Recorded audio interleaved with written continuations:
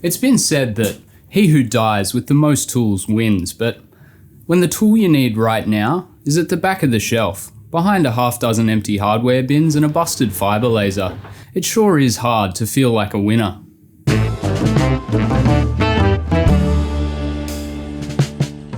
Now, this project, by its very nature, was, and always will be, a small part of a relentless and ongoing process, and it definitely has a way of getting wrapped up and twisted around all the other stuff going on out here in the back shed. So for this video, we're just gonna have to abandon all hope, at least as far as continuity is concerned. I've been butting my head against the problem of workshop organization for way too long.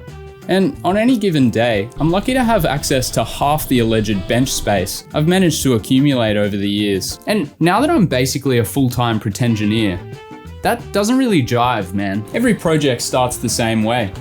Digging through layers of chaos, moving 3 things to find one, and inevitably making an even bigger mess in the process. So to give myself a half a hope of getting a third of the things that I've got planned for the year actually finished, I finally set aside the time to make a proper change. From nooks and crannies to drawers, and, well, more drawers. Drawers for tools, drawers for hardware, drawers for components. Every cursed little odds and ends piece. If it doesn't have a home, it'll find one. And if it doesn't really, truly belong in the workshop, it's out.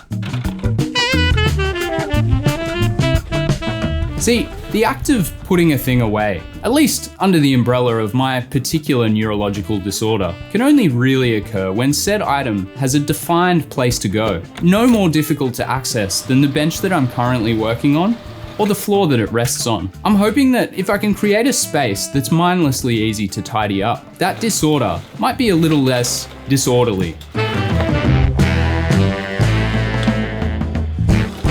But I'm getting ahead of myself, and we should really start at the beginning. The way I see it, within every workshop, you'll find a distinct and delicate balance of 4 key features: bench, deck, storage, and machinery.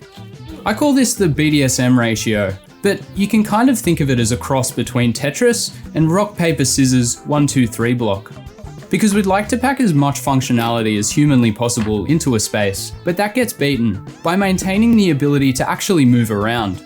Of course, in practice it's much more complicated than that, because the ways in which the features of this ratio can interact and overlap are almost infinite, especially when you've got your sights set on a workshop that can produce anything. I mean, aside from actual physical space, the only real limitations on your workshop's BDSM ratio is the ability to recognize where there's room for improvement, and of course how much time and money you're willing to spend on the pursuit of that perfect ratio. But really, at the end of the day, that's just a whole lot of words to say that these shelves were ruining the vibe, so they had to go. Based in a lack of usable bench space around here, my first thoughts on how to best fill the space left behind were along the lines of this guy.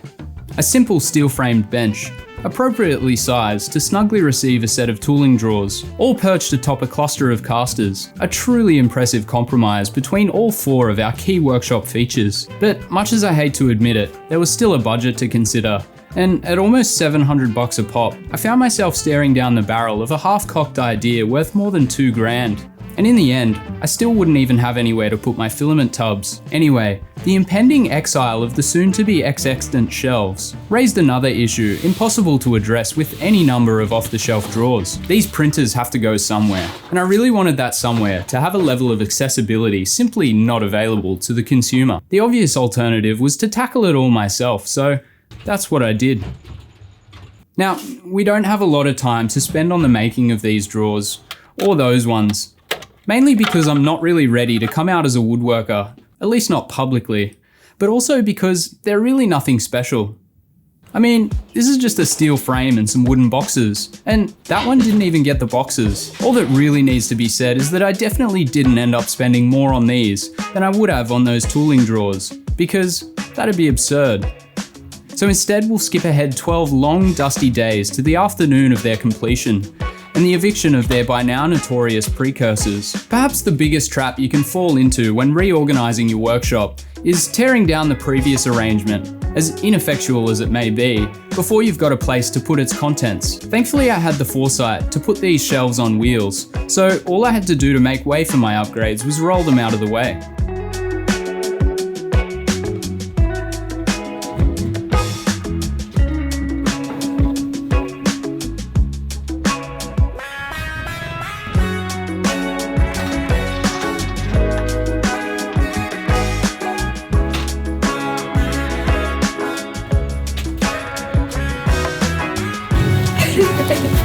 Oh, that looks so good.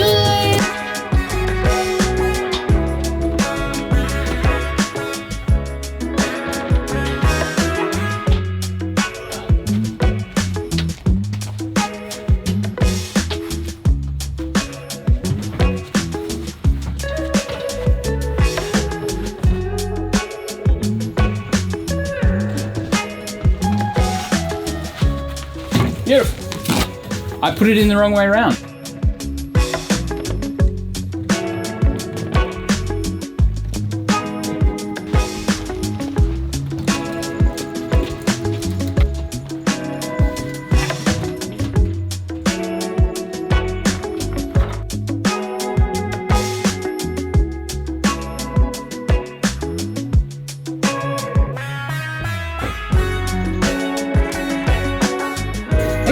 I know. How ridiculous.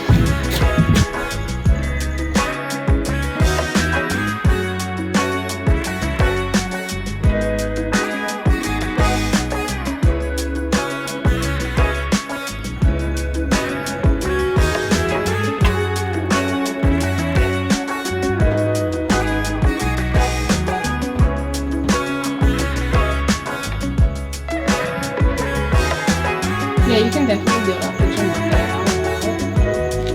But building drawers takes a heck of a lot longer than filling them, even with drawers as roomy as these, and I still had a whole lot of objects without a home. Thankfully in this case, a simple set of custom shallow shelves slickly solved the slight storage shortfall, ironically storing just about as much as the deep garage racking that came before them. That is, if we assume convenient access as a prerequisite to the term store, which we definitely should. Now, let me make this clear.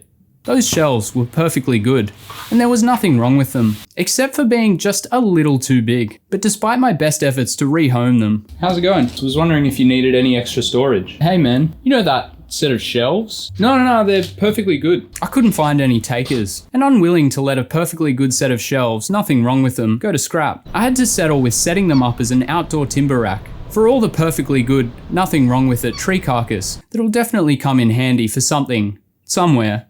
Someday. Of course, this wouldn't be a workshop organization video without Gridfinity. I have to admit, I was extremely skeptical of the idea when I first came across it. It's just that the amount of time it takes to design custom holders for tools is kind of bonkers. But once I let go of the idea of perfectly cradling each and every item like a newborn baby and just started printing all kinds of basic bins, I was a freed man.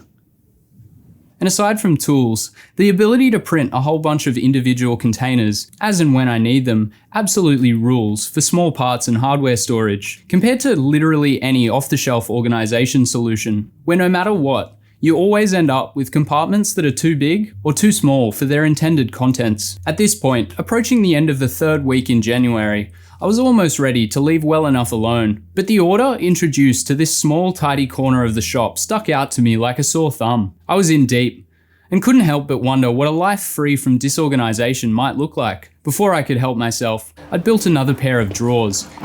More drawers. No miscellaneous hardware bin was safe. But it didn't stop there. Everywhere I looked, I could see waste. Of space, time, and energy. How could I possibly get any work done in here when finding a 20mm M6 grub screw was a 5-step process requiring a full square meter of floor space? I'll spare you the gory details, but you should know that I'm not proud of some of the things that transpired.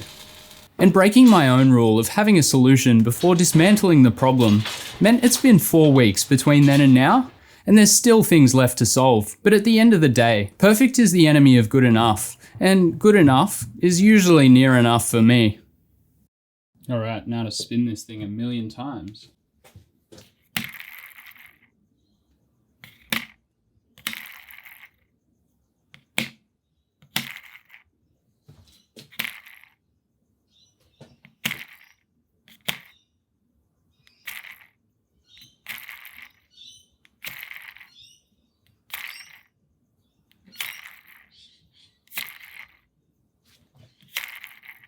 Come on.